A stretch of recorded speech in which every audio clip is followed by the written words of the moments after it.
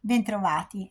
Il pubblico che assiste a un'aggressione verbale ha un ruolo chiave. Perché? Perché in realtà il suo ruolo è duplice. Da un lato è una presenza accessoria e passiva che viene sfruttata dall'aggressore per amplificare nell'aggredito il senso di vergogna, di imbarazzo o di umiliazione che sia. Chiaro che se si deride una persona in privato il disagio lo si crea comunque, ma se lo si fa davanti ad altri questo disagio viene moltiplicato e di conseguenza si hanno più possibilità di annichilire l'avversario. Il pubblico però ha anche un ruolo attivo perché ha il potere di giudicare l'attacco sferrato dall'aggressore.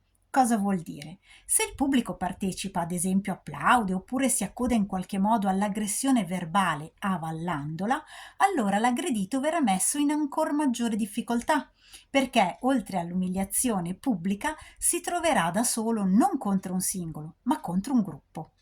Se invece i presenti non gradiscono che una persona venga aggredita e umiliata gratuitamente, allora la loro solidarietà andrà alla vittima e allora il tentativo posto in atto dall'aggressore di distogliere l'attenzione dalle sue difficoltà di argomentazione deridendo l'avversario gli si rivolterà contro e perderà credibilità anche a livello personale.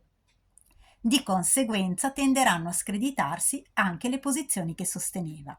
Ovviamente stiamo parlando di pubblico fisicamente presente.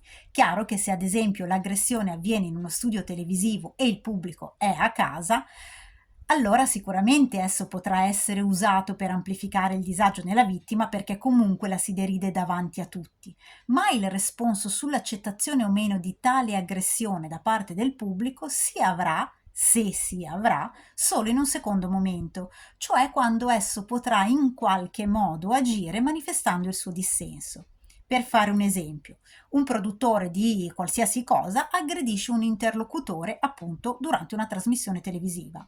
Il pubblico trova disgustosa tale aggressione e fa partire una campagna online per boicottare i suoi prodotti. La reazione, come vedete, è a scoppio ritardato.